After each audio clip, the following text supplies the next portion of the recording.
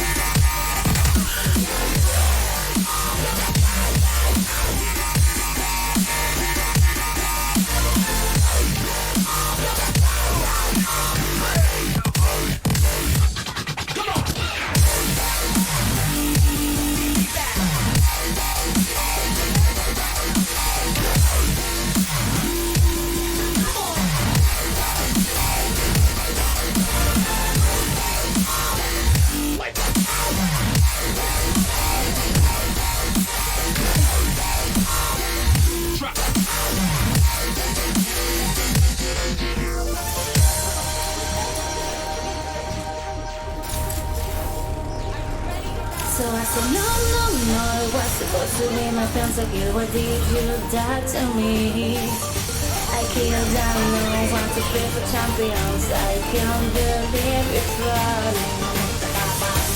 No, it was supposed to be my console. What did you do to me? I killed down, no want to play for champions. I can't believe it's falling.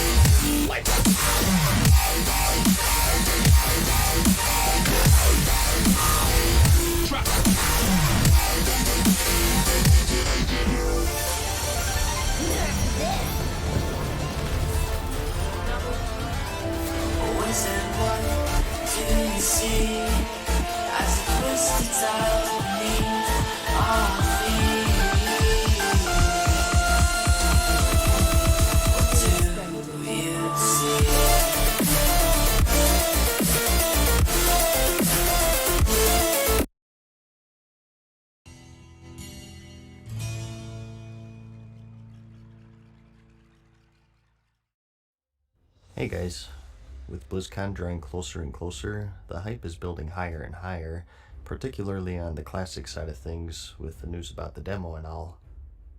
Well, today, Blizzard decided to share a bit more information about it, and I thought it was maybe worth to talk about it a bit because, as short as it is, it actually has some pretty substantial information regarding changes and no changes. As always, I'll have the original post in the description if you'd like to see it for yourself. So, let's go down here first, since this is what everyone's interested in, right? So, what are these changes? Well, it's good news for the node change crowd, for the most part, I think. It'll be supported through the Battle.net launcher as we expected. You download it through here, you launch it through here, and you can chat with your friends if you're maybe on Classic and your friends are on Current or playing Hearthstone or whatever. The basic Battle.net support. The friends list in particular will be handy if you or your friends have a lot of alts, so you don't have to add every single one, or a hindrance if you're the type who likes to have a secret alt or you don't want to be pestered or something. So that could go either way, I guess. Although with offline mode now, I don't see that as too much of a problem. The one thing I'm wondering about here is cross-faction communication. Another big thing with vanilla was that separation between factions. You didn't share any cities or anything like that. The only time you saw the other faction was when they were attackable, on PvP servers at least.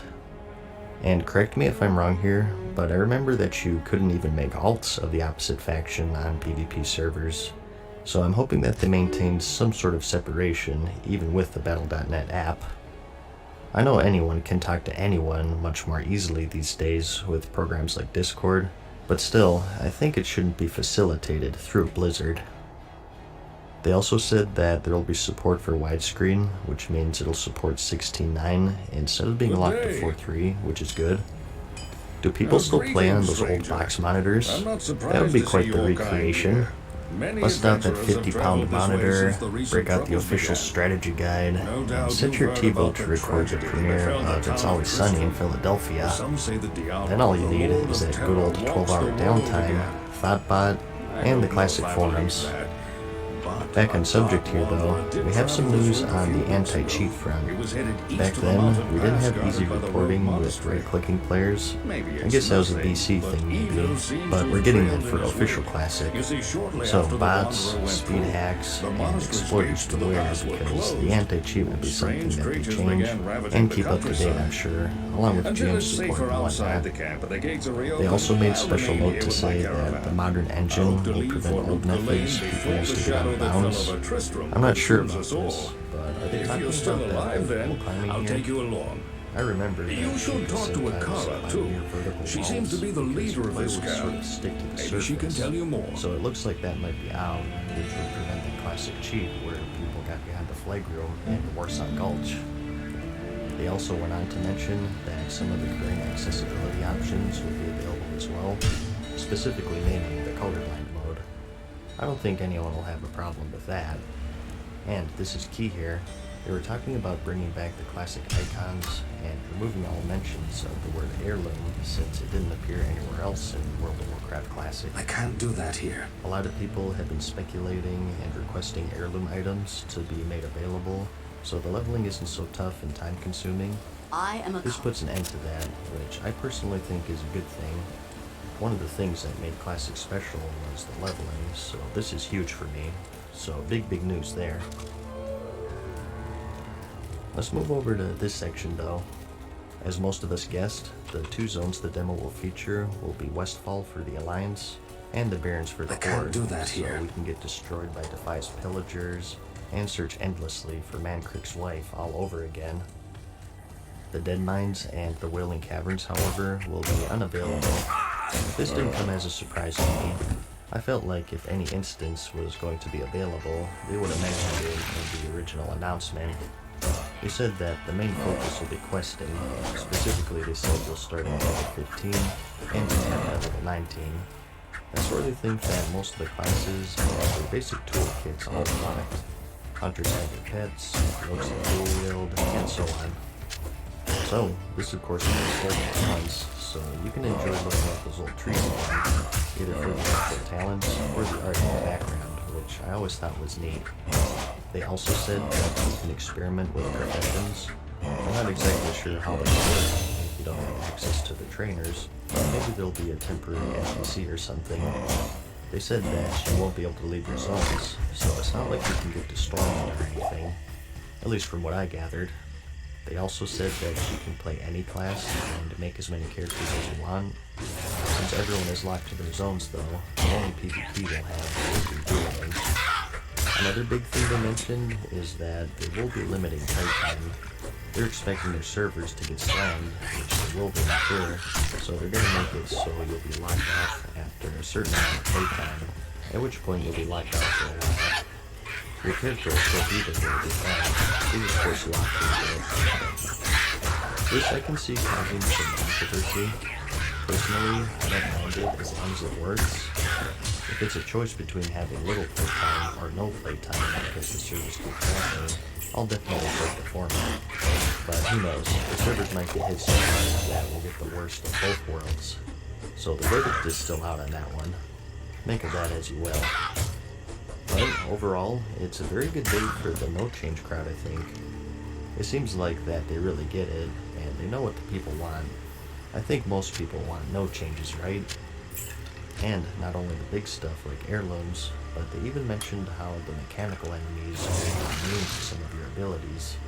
I think I remember that they're immune to bleeds, poisons, and taunts even. I'm sure someone can shed some more light on that if I'm misremembering, but it really seems like they're trying their best as they can to emulate that 1.12 experience, which is great. So, very exciting news. I felt like I had to make a video about it since I know a lot of you guys watching are fantastic. Hopefully, it's good news for you. Again, if you want to see the original post, check the description and I'll have it linked for you. Thanks for watching, guys. Peace. Farewell for now. We hope you enjoyed today's video. See you again soon.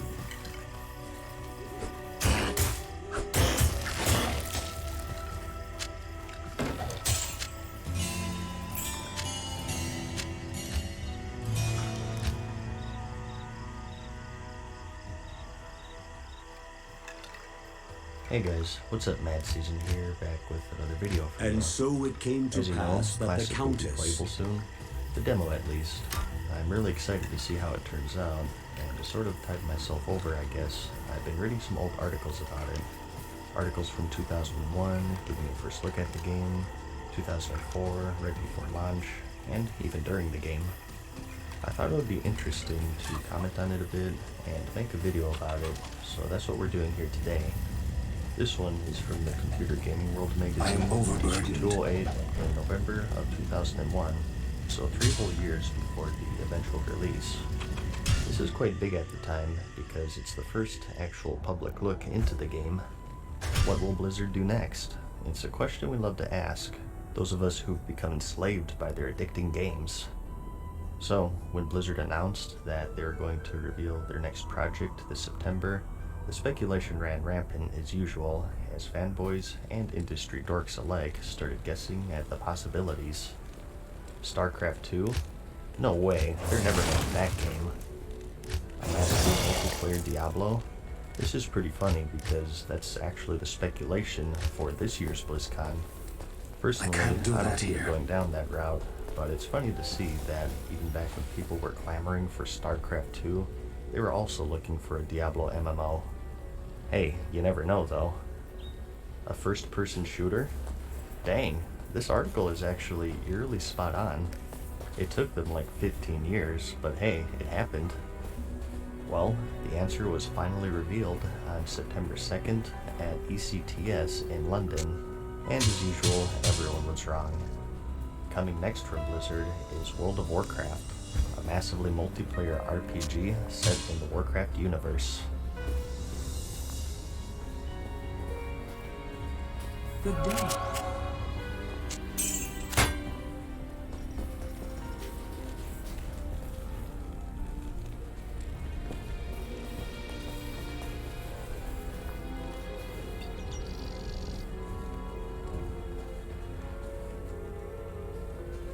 So, at this point, let's just take a look at Blizzard's library of games. This was published in November of 2001, like I said, so this is even before Warcraft 3. Blizzard's bigger titles at this point were of course Diablo 1 and 2, Warcraft Orcs and Humans and Warcraft 2, StarCraft and its expansion, the Brood War, and Blackthorn. So, Blizzard are the kings of the isometric or eagle eye strategy / ARPG genres at this point, the holy trinity of PC gaming. So, this leap from this bird's eye view, commanding dozens of troops, to just one character that you create yourself was quite extreme. From these linear campaigns to this giant world with 50 zones, 9 classes, 8 races, 2 factions, dungeons, raids, loot, trade skills, PvP, major cities. It was enough to make people interested. So hopefully, that puts this article into perspective. This was a big deal. First look at this game, so I need new mana. and so massive. Little do players know though, it would take a whole 3 years before the actual Not enough game. mana. so it was also a giant tease, I'm sure. It was also when we got our first look at Torrens and the new to the universe back then. Warcraft 3 was released in 2002, so this was quite the sight to behold. This giant humanoid cow thing wearing a red block. What is this monstrosity? Are the female ones? They look like others. Can you make them? This is quite ridiculous. Almost as ridiculous. Well, never mind.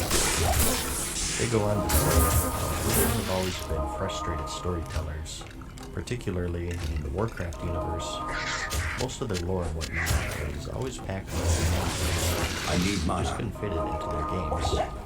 They needed a vessel with which to expand upon their peninsula and all of the creatures on it. Well, necessity is the mother of invention, so they say, and thus the world of Warcraft was born. They had the world, they had the support and interest. Now all they needed was the genre, and an MMORPG was a perfect fit. Like all MMORPGs, you'll start out by creating a character, either a human or a Tauren. So the world was eagerly anticipating the announcement of night elves, dwarves, gnomes, trolls, and undead, which would eventually complete the roster of races for vanilla. Blizzard is including loads of options for character creation, including numerous facial choices, hair, horns, skin colors, and even tattoos. Armor and weaponry will be huge, of course. Obtain unique and badass items to make the character stand out, like the Sword of 1,000 Truths, as foretold by Saltzman. Whoa, check out that old interface. I am in all its overburdened. pixelated glory. 4 trinket slots? Oh, that's good. Because there are like 4 trinkets worth of them in vanilla. Here we have the early spellbook. Here's a story for you. One of my friends had picked up the game back then, and he didn't know about the action bar. He thought that you had to have your spellbook open to cast stuff, so up until like level 30 or something, he'd be like, alright, open up with a fireball, that's a page 2er in the fire tree. Oh crap, I pulled something, where's my Frost Nova? Phew, luckily that's a page 1er for quick access. Good call by Blizzard there to have that at the ready. Here we also have a nice little preview of the new minimap feature. Whoa, now that's groundbreaking. Interesting to note that out of all of this stuff, the only thing that looks exactly the same is the cursor. As far as classes are concerned, they have nothing to reveal yet, but those will make sense in the Warcraft universe. So at this point, you could realistically guess something. EverQuest is sort of standard for and exceeding that like Dungeons and Dragons, of course. So we're gonna have a warrior, I can't obviously, carry anymore. a ranger of some I am sort. overburdened. You gotta have a footpad and a mage and so on. So people weren't that far off just using common sense. No real curveballs that strayed away from the established norm. And as the article says, Blizzard said it themselves. Look to the old manuals for clues, because that's where It they is an pack all honor of to the lore serve you. of their universe. Now, here's a really interesting section, I think. At this point, as I said, EverQuest was the staple MMO. World of Warcraft was directly inspired by it. It was iconic, but one thing about it was it also had a very steep learning curve. You couldn't simply just pick it up and play. You'd have to do all of this research into character classes, skill points, progressing your character, and so on. Sort of trying to explain it from an outside perspective. I never got the opportunity to play it, unfortunately. But suffice to say, it was pretty hardcore. World of Warcraft, on the other hand, took a different approach, and that was ease of access. Straightforwardness, being the casual gamers. That's right, Vanilla WoW was for the casual audience. It's a bit funny when people say that World of Warcraft is for casuals now, and it doesn't appeal to that hardcore audience like it used to. Well, they've always tried to appease that casual crowd, even from the beginning. The only thing that's changed are people's definition and expectations of the word casual. Gaming as a whole is extremely casual today. Gone are the days of renting a game at the video store, getting stuck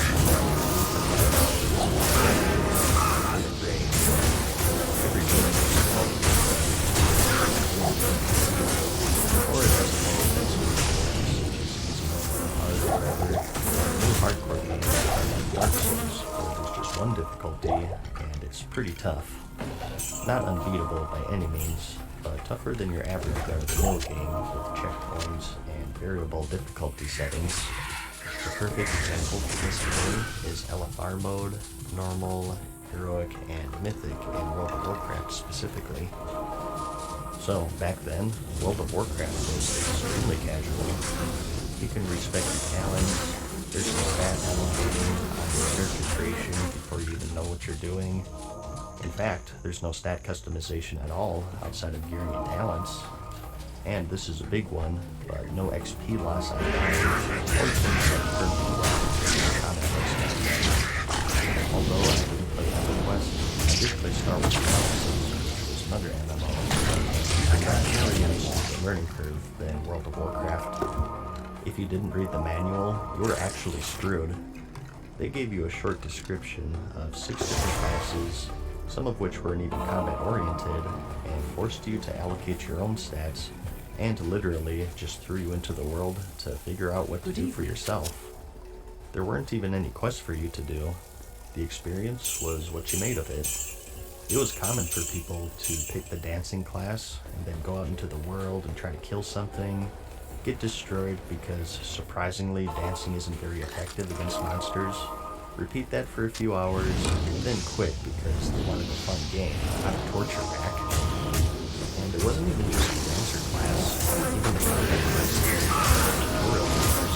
So it was extremely competitive for games in general. You were expected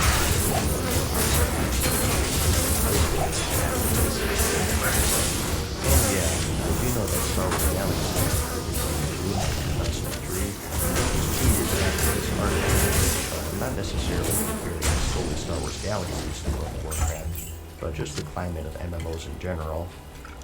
SWG followed this style, and it went down that path, whereas World of Warcraft tried something new, and went the beginner-friendly way.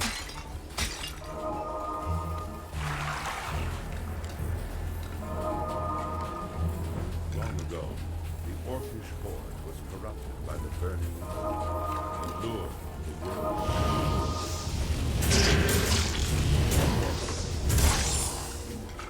So, there's this untapped market of people who didn't want to do hours of research before creating their character, or they didn't want their character to permanently die if they lag out. The casual gamer, and they ended up being the target audience of Blizzard. And they knocked it out of the park, of course, being the most prolific MMORPG of all time. But I'm getting ahead of myself here. Dang, this is a read-through of old articles, and I've made it like one paragraph because I can't help but ramble. Hopefully you're not too annoyed by that. You'll get through it. So, back to the article. We want ourselves to be weird choices. We don't want to make choices about things without any information, putting points in the stats that you have no idea about. They said, listen, we start you off with the right stats, but you're gonna have to play a bit and learn the game before you make big decisions. That's exactly what you did with counts, if you remember. You had to get to 10 before you got your first point, which took a few hours, I want to say. At that point, you have some good bread and butter abilities It is an for your honor to class, serve you. and you're starting to get a good feel of what the game is about and how to play it at a very basic level. It's not an attempt to dumb down the RPG elements of the game. It's simply a matter of creating a game that's easy to learn, but still hard to master. Wow, look at this. Here we get a cool preview of the Stranglethorn Vale Zone. I remember having a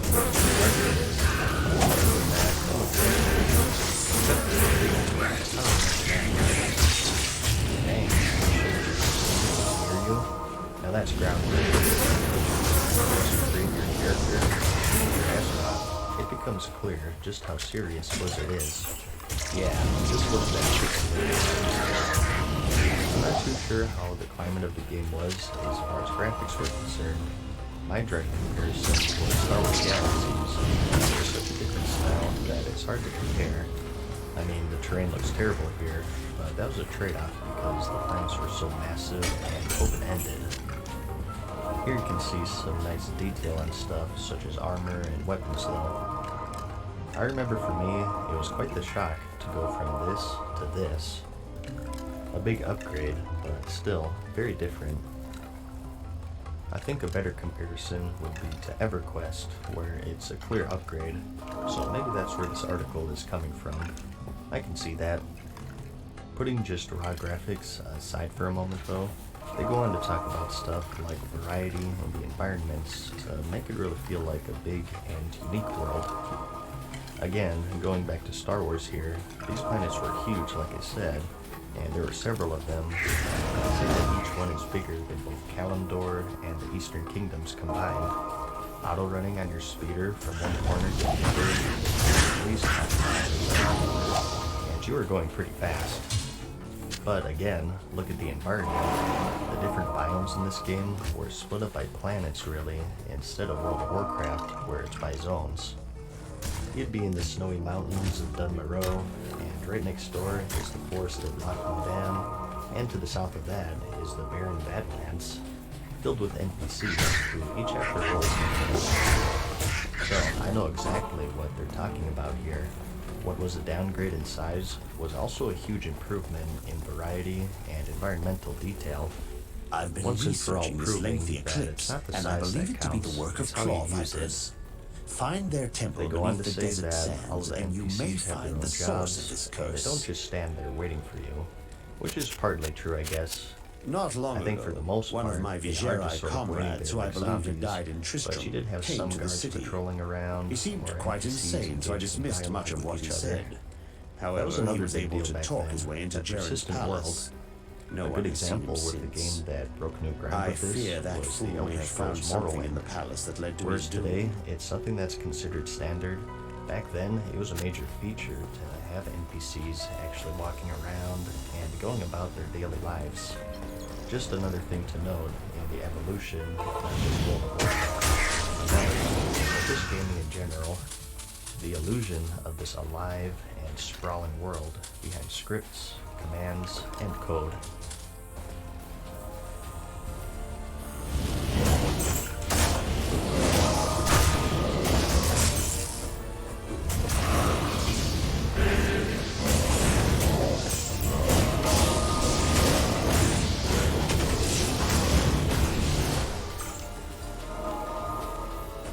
How do you convert this giant world?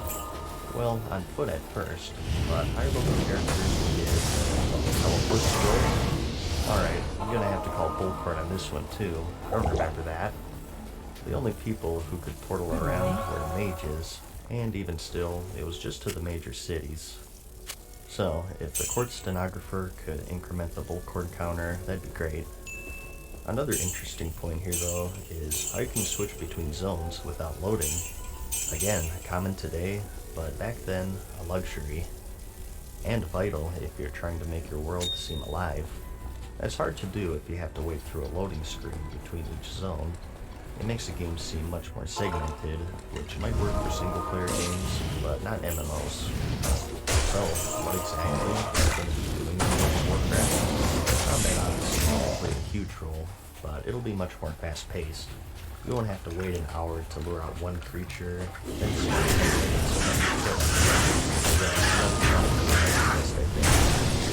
yeah, they actually advertised that it won't take 10 minutes to kill them. That was a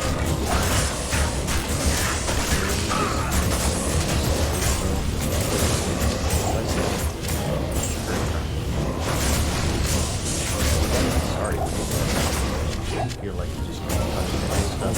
It's been private. I know this is a World of Warcraft video, but again, I can't help but bring up Star Wars once more. It eventually got patched, but at first, dying was horrible in this game. It wasn't as harsh as permanent death, but if you died, you left behind a corpse with all of your items on it. You had to walk back naked, on foot, since speeders weren't out yet, and find your body and pick up your loot off it. And typically, when you died, the enemies that you killed were still there. They didn't despawn. So, you'd have situations where you were actually being corpse camped by NPCs, and you'd die 10 times just trying to get your deer back, so you could go die somewhere else probably. What a cruel punishment for something so common, and with something that may not have even been your fault. Computer crashes, of course, happened back then, more frequently in fact, I'm sure, so it was very unforgiving. So, when they say that you shouldn't feel like you just got punched in the stomach when you died and go cry for a week, they weren't joking, believe me. So, Blizzard wants death to matter, but they don't want to make it so you have to make a new character every time you inevitably bite the dust. Blizzard is also stressing that players will be able to gain experience from activities other than combat, such as this weird feature called quests. I wonder how those work. You can also practice trait skills to level, which never happened, helping other players, which I guess happened if you count XP from kills, and maybe even just exploring, which ended up being true. It was a very small amount, but hey, it was there. Quests will range from easy solo missions to large scale quests, all over the world. Boy, was that true, I'll tell you what. Or the center of the Shifting Sands quest line to just 2. The game is really all about other players. Blizzard is focusing much attention on developing rewards for participating in the community and working with others. One exciting concept they're introducing is that of ritual magic, spells that require multiple casters to use. The example they demonstrated for us was a ritual spell that opens up a portal to a special zone. To do this, we needed multiple casters because different players possess different spells that all needed to be cast together. You could then travel if you're one of the few people in the world who can do certain ritual spells, everyone will know it, and you'll be the most popular kid in school. Well, this is something that never happened. Unless you count the This place is as dark as a tomb.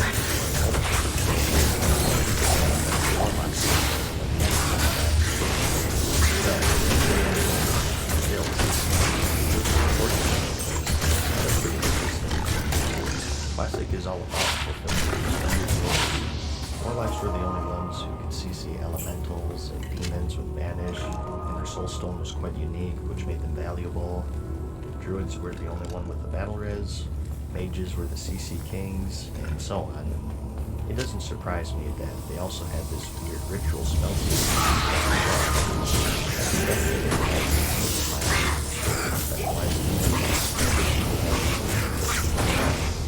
But I guess you'll never know. Oh man, look at this. Every class that's shared between everyone. I can't You're a carry ranger. anymore. Your mini-map I can't carry more anymore. detail than all of the other classes, and you confer that to any nearby group mates. What about shamans? Do you get a water elemental to clean your underwear for you? Oh man, the Blizzard no-no list. No load times between zones, the need to camp for crucial monsters, too much downtime between battles, food and drink needed to stay alive. That would be awesome if your character starved to death if you forgot to feed them after you logged off. Every time you logged into Ironforge, you'd be surrounded by 1,000 corpses of people who forgot to feed their characters before quitting last night. No rats, nor rabbits to kill? I'm gonna have to sound the bullcorn alarm on this one. Rats or rabbits, maybe, but I remember my fair share of boars and cute woodland creatures that would tear your throat out if you let them. Ah, here we go. The earliest map that we know of the Eastern Kingdoms. Here you can see Quothalas, which never saw the light of day until the Burning Crusade expansion. Tolbarad, which was missing until Cataclysm in 2012.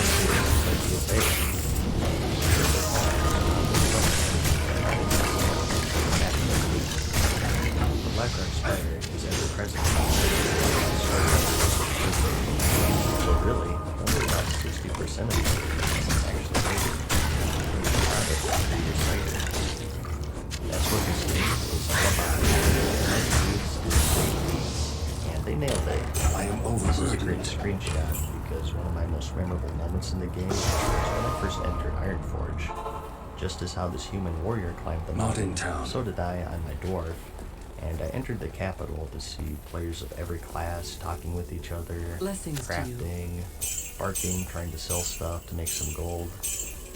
Coming from Star Wars, the first thing I asked was how to get the glowy weapons that looked like lightsabers, not knowing that they were just weapon enchants. While there are some inaccuracies and stuff that was never implemented, for the most part, they hit it right on the money with this article. We were promised this thriving, persistent world with hundreds of adventures to embark on.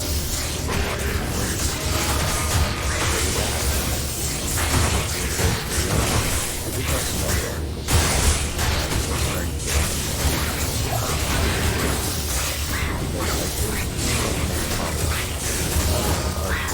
but after as well. Just look back at how the game was evolved.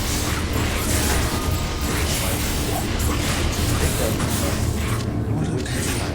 I was beginning to enjoy the darkness. Let me know if you'd like to see that. If you want to take a peek at this preview yourself, I'll have a link in the description. I highly recommend it. It's a wild ride. Thanks for watching as always. Like the video if you liked it, and I'll see you in the next one. Peace. I can't carry anymore. Farewell for now, mortals. We hope you enjoyed today's video. See you again soon. I am overburdened.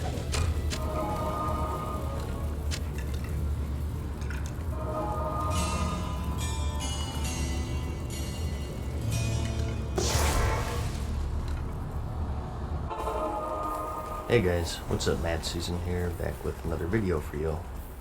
So, BlizzCon has launched, and the demo for Classic World of Warcraft is now playable.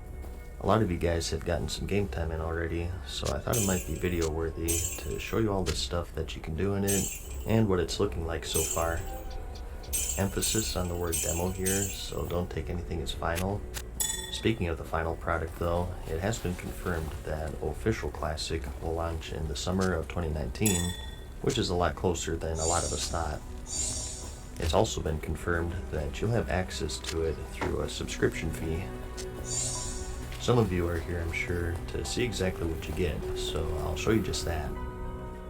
Overall, it's pretty limited. It is a demo at the end of the day. You're restricted to 2 zones, which is Westfall for the Alliance and the Barrens for the Horde. If you try to leave, you get teleported to your Hearth location. Every class and race is available. Old school character creation is there, and level-wise, when creating a character, you start at level 15 to match you properly with the zones, and you cap out at level 19.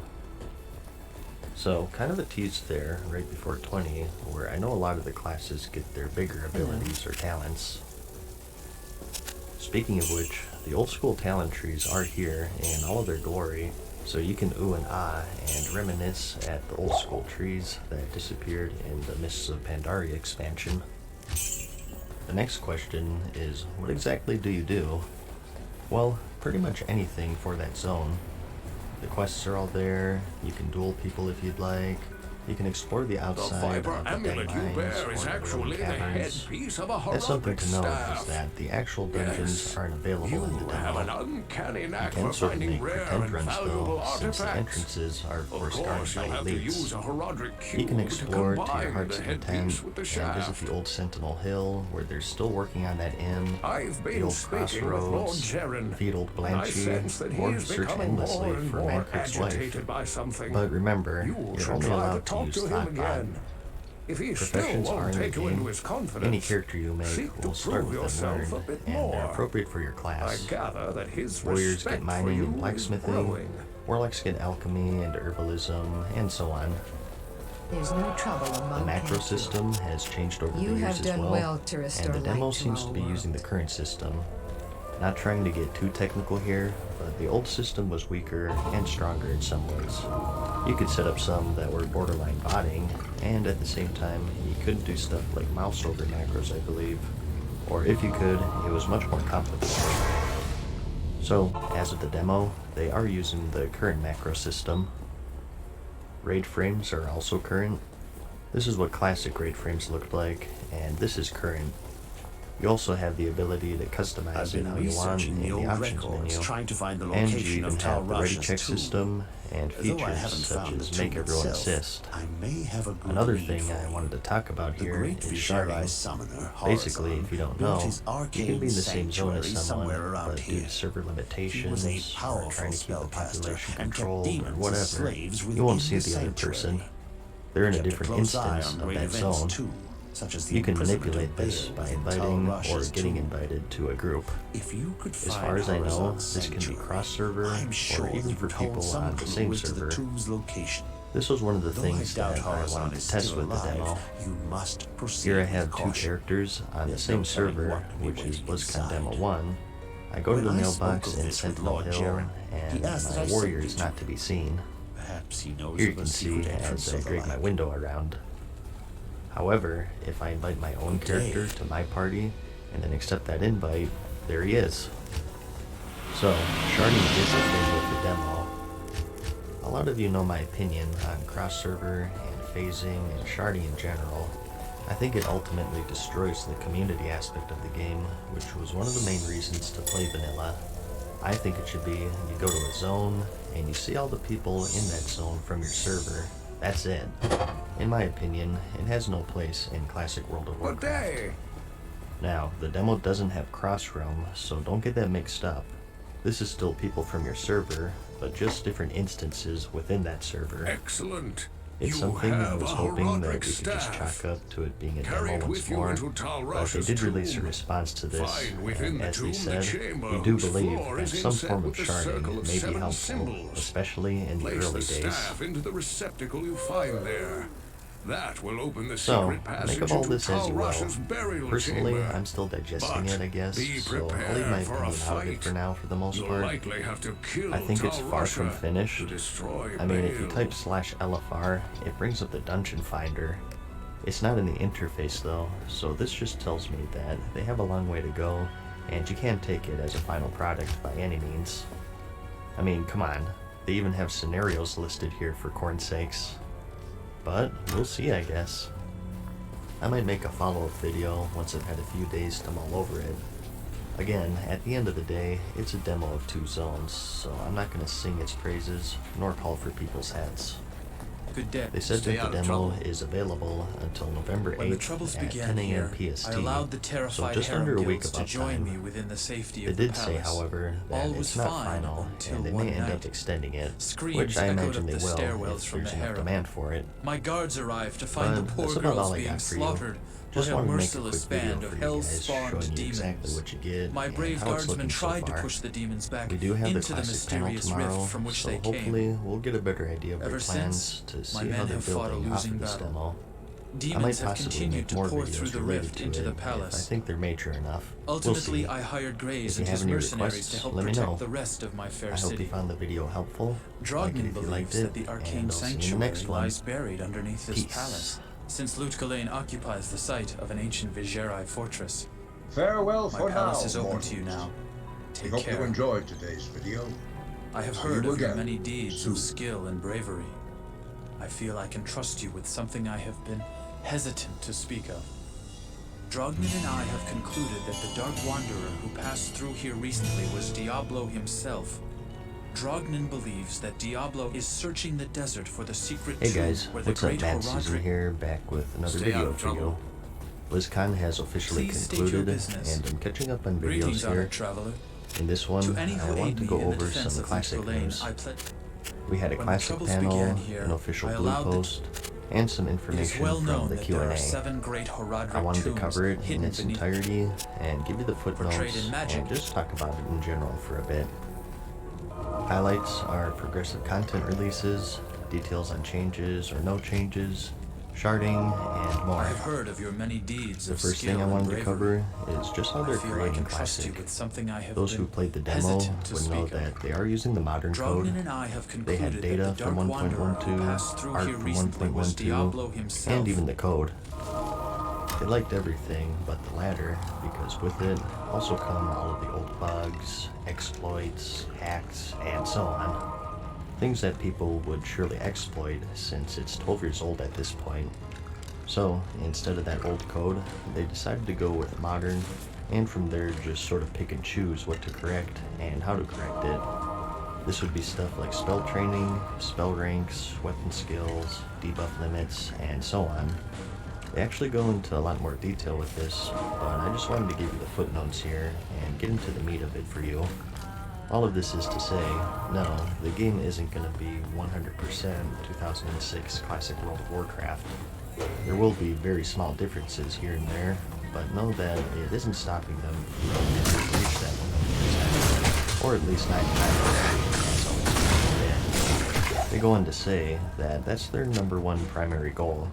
No dungeon finder, no flying, no achievements, and they even went into the debuff limit. This has been a point of contention since in the demo there seems to be an unlimited amount of debuffs per target. I can't carry anymore. In Classic 1.12, the limit was 16. It might not seem like a huge deal at first glance, but it actually had huge implications on the raiding scene and class balance as a whole. Blessings to you. You had to sort of ration these debuff slots, so if you were Affliction Warlock, you were kind of screwed since most of your damage was of course dots. Warriors weren't allowed to take deep wounds, and so on. You had to save those slots for more important stuff, like the Warrior's Sunder Armor, because that's how they generated threat, Warlock's Heavy Resistance debuff, and so on. Suffice to say, if you change the debuff limit, you also have to rebalance the bleeds and costs. It's really supposed to become easier, people had free reign to do whatever they wanted. Well, you don't have to worry about any of that, because they ended up confirming that it will indeed be limit 16. I know I'm kind of arguing these topics for too long, but to me, this is actually the most important piece of information we've gotten with the Classic ever since its announcement in 2017. This tells me, even the outside they just seem like this kind of gameplay. Still recreated, this is and dedication to true Classic. Like, pretend I'm fighting about a different game. You're giving the information, but it's something arbitrary and debuff. It could be serious information. Completely changes the meta, and the entire engine. People would ask, what is the benefit of that? But that's how it was in the beginning. And it's great news for anyone in the no changes crowd. But that's not the only bit of information we got. Another huge thing that I wanted to share is their content release plan. A lot of people have been speculating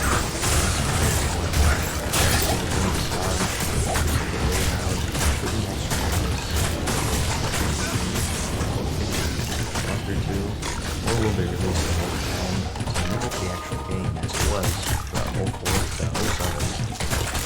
Well, they confirmed that we not only have a raid release schedule, but rather a content release schedule in general. That's right, battlegrounds, dungeons, and even the old raid launch events. They did put a big emphasis on work in progress here, but here's what they're thinking right now. Stage 1 is the Molten Core and Onyxia, Dire Maul, Kha'Zix, and Azurgos. The Molten Core and Onyxia, as you know, were the release raids back in 04. Dire Maul was later patched in, so maybe put a pin in that. Personally, I think it'd be better in Stage 2, which is the Blackwing Lair, Battlegrounds, and PvP rewards. This is also big because, as they mentioned, a lot of the PvP rewards sort of undermined the early raiding content. Specifically, they used the Unstoppable Force as a reference, which was a purple two-hander. If getting your first purple is as easy as queuing up for AD for a couple of days at level 60, where's the urgency to get into the Molten Core? So very big news there.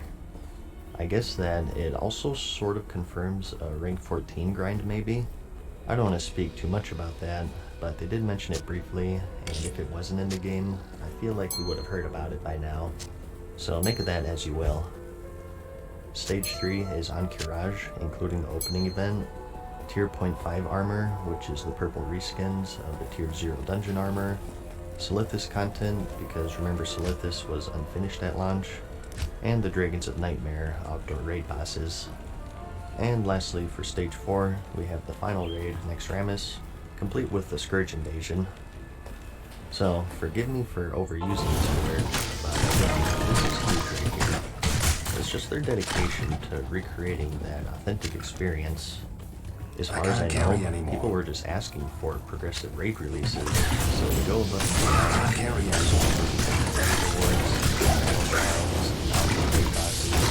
really cool news to hear. They also mentioned things such as add-on API.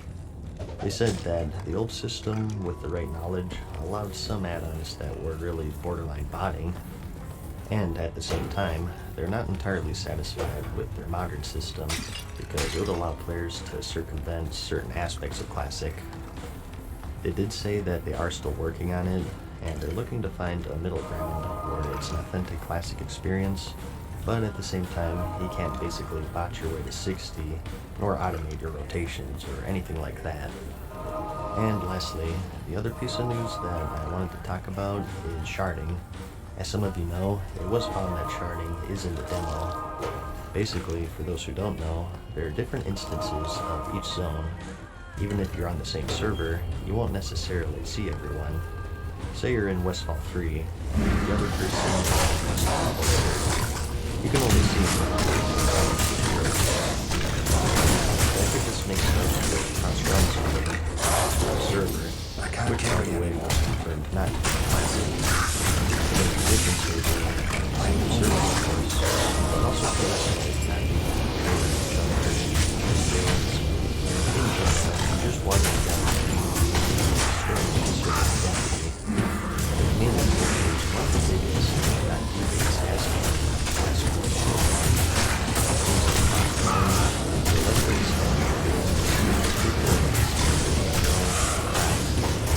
so, the party is an experience.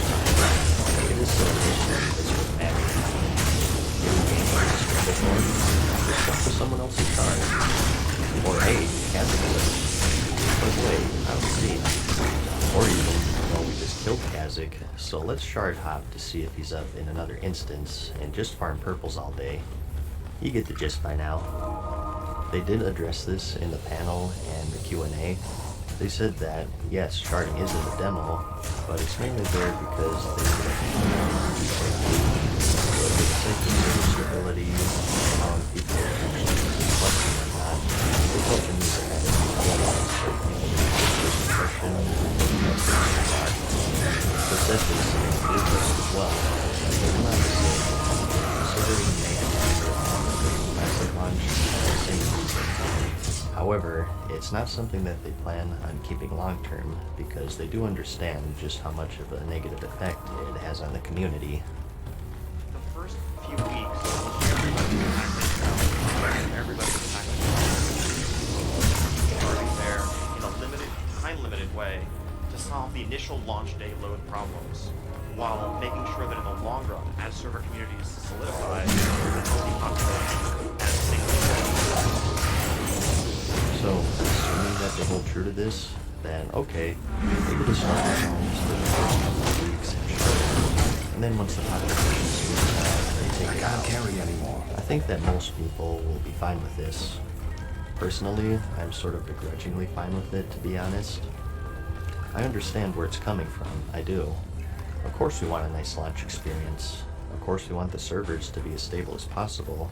But having this giant swarm of people at launch, I think, is a legitimate part of that launch experience. I mean, come on. How cool would it be to see Northshire or the Valley of Trials just swarming with people eager to relive the game that they fell in love with 14 years ago? I personally want to see that unadulterated. But that's just me. I can also see the flip side of things. I'm not sure. I'm not trying to sway anyone here, just sharing my opinion. In fact, I want to get a general idea of everyone's thoughts on this. So in the description, I'll have a poll for you to vote on. So let's make it official. Are you with temporary sharding for stability and an easier launch? Or do you want that pure chaotic launch experience? But that's about it, I guess. Overall, I'm more excited as I've ever been. And yeah, go ahead and make your jokes about the monotone voice. I've heard them all. But seriously, I really am. The main takeaway here is their hearts do seem to be in the right place. The only changes they mentioned really were minor things, such as the mail system working correctly, like that old bug when you had mail, but nothing was in your mailbox, or there would be a lag when trying to retrieve it or something. They're fixing that, which is good. They did also say that they're keeping the system of loot sharing, which is a bigger deal. Loot sharing is in that timer when you get something and you can trade it to someone who's in the same raid, as long as it was within 2 hours or you don't equip it. In the old days, you actually had to pay to GM, and it would take a few days to get that piece of gear to the right person if it was incorrectly master looted or whatever. So this skips that step, which I'm fine with personally. One thing that's still left in the air though is itemization. As you would imagine, many different items and craftables were added throughout the course of the game, and they'll have a big effect on balance. So far, we've had basically zero information on how they're handling that. My thoughts are, if they're doing progressive rating, this would also be something that they have to be aware of, and they're probably thinking about it. But we'll just have to wait and see, I guess. I gotta say though, overall, I was pleasantly surprised by a lot of what we heard from the panel. Now all that's left is the waiting game, which if you don't know, the release is in summer of 2018, several months away, so hopefully we can get some I can't carry anymore. Remembered that from 04 to 07. I hope you found the video helpful, like it if you liked it, and I'll see you in the next one. Peace. Farewell for now, mortals. We hope you enjoyed today's video. See you again soon.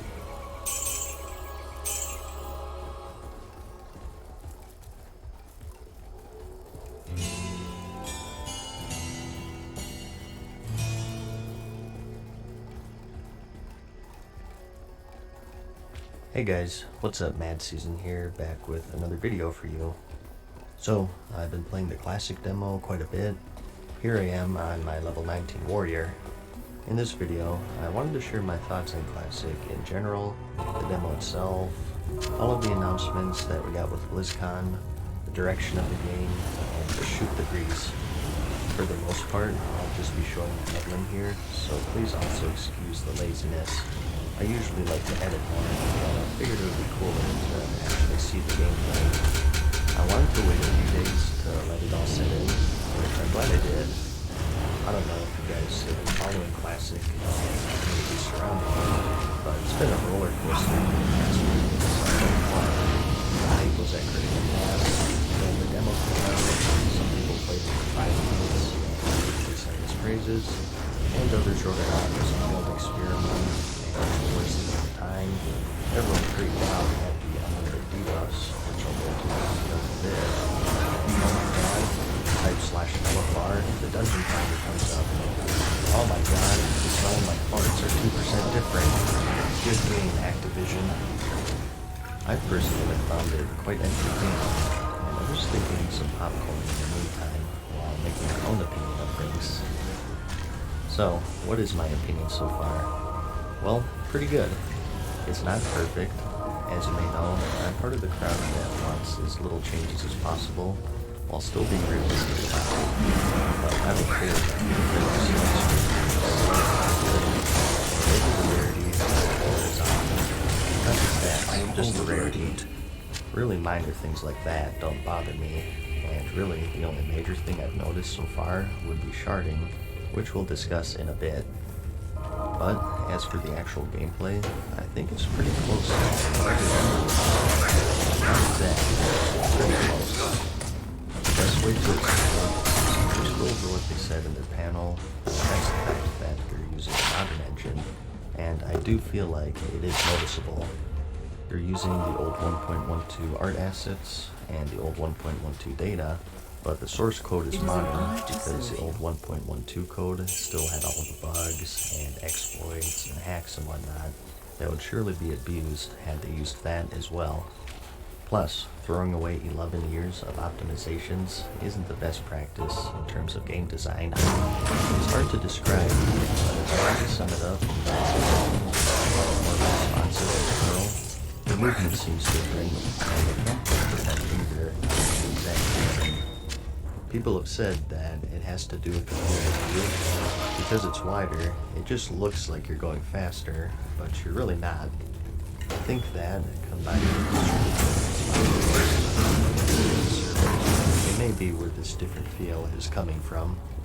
When you press it, it's instantaneous. So, if you're a purist no changes, where do you draw the line? Should the servers emulate instantaneous and then just give it stuff? See, that's where I draw the line first. I do think that people are comparing it to private servers too much.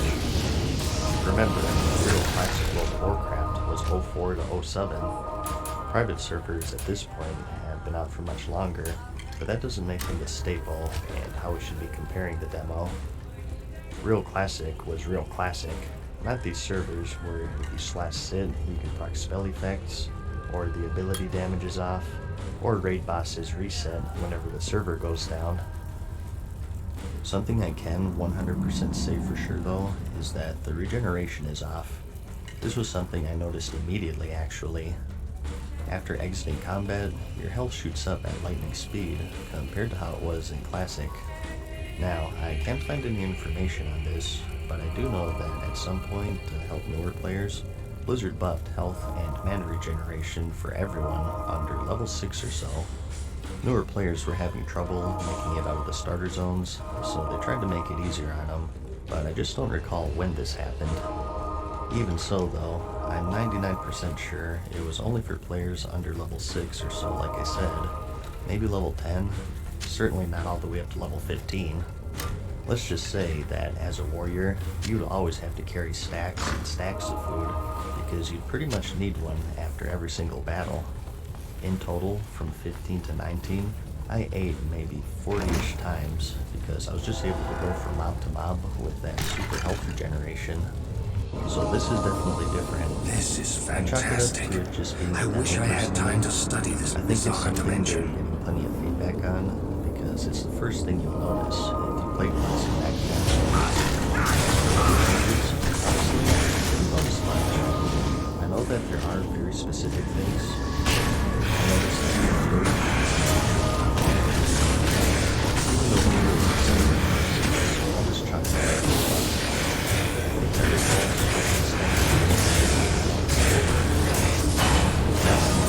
I'm not 100% sure on this one though, so correct me if I'm wrong. I played a rogue in vanilla, not warrior.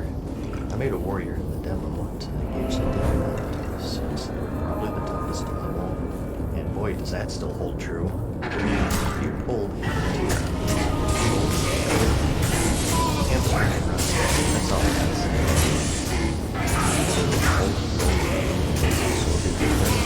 I thought that if something dropped, it showed Everwatch rolls exactly when they dropped. It seems like they're using a target system, only when you roll, and the highest if you lose. And I'm sure there's a lot more low-key stuff like this. I do think that it's clear enough to just chalk it up to it's a level 5 demo. The release is summer 2019, so there's plenty of time to fix the little things. The next change-related thing I want to talk about is sharding, and this is a hot topic right now. I did say in my first prediction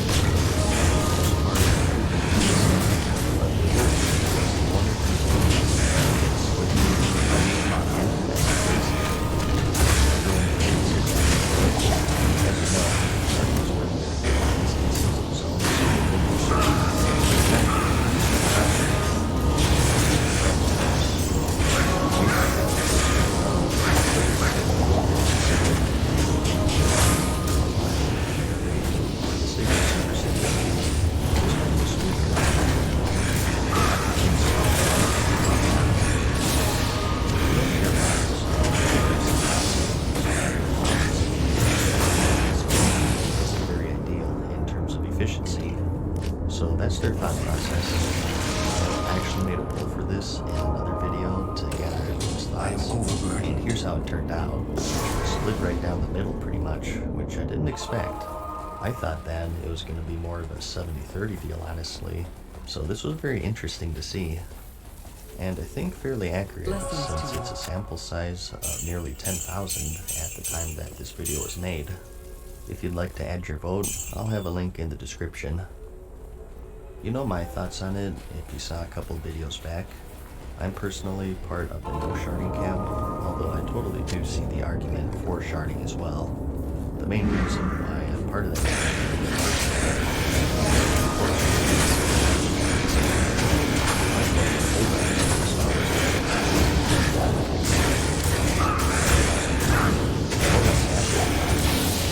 It was always one of my biggest regrets with the game to not see that crazy launch with every zone.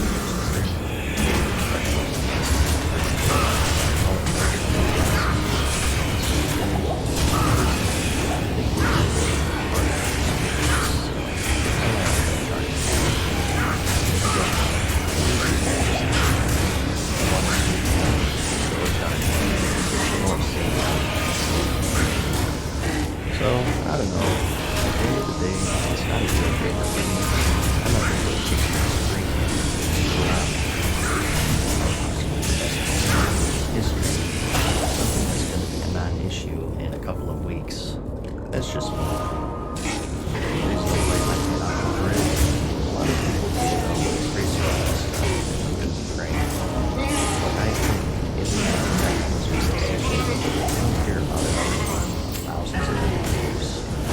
I'm not the voice of classic. What do I want to do? I just want to play. Every passion is good. It's awesome.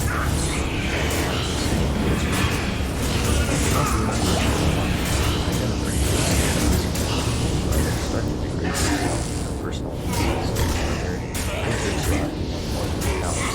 Just like me. Anyways, another thing is solution. We also announced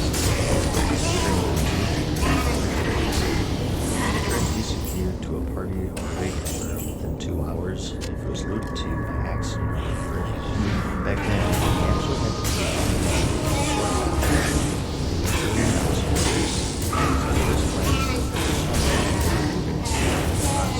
so no hard might actually have a very big effect. And that's how people can basically team up with this.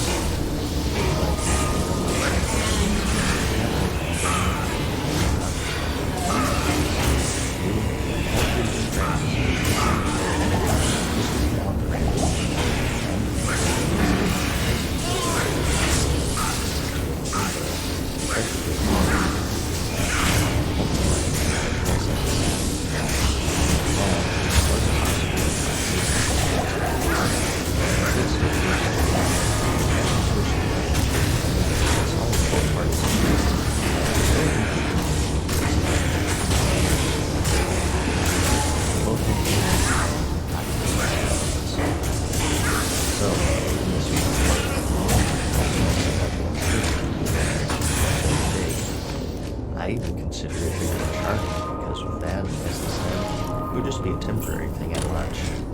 This would here, however, just throughout the entire system. So this is also something I think needs addressing. Personally, if you ask me, I think the best solution is to just revert it to the old system with the GM ticket. It certainly serves as a good lesson though that you can't take stuff at face value. Something like this seems so simple and innocent at first, but if you think about it for a second, you uncover this huge gaping flaw that affects the entire game at all stages. So, all this being said, in summary, it's not 100% classic. There are some differences that come because they're using the modern engine, but in the demo's case, I think you can chalk up a lot of it to it just being a demo for levels 15 to 19. You certainly don't want to get caught up in that phase of, it's just a demo, to come on, it's the alpha, to it's just the beta, and then finally, the game's just released. Chill out, guys.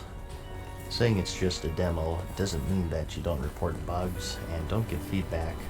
It just means that it's a bit silly to swear off the game entirely. And yes, they said that the demo was for bigger issues, either way, I'm on the no shard side.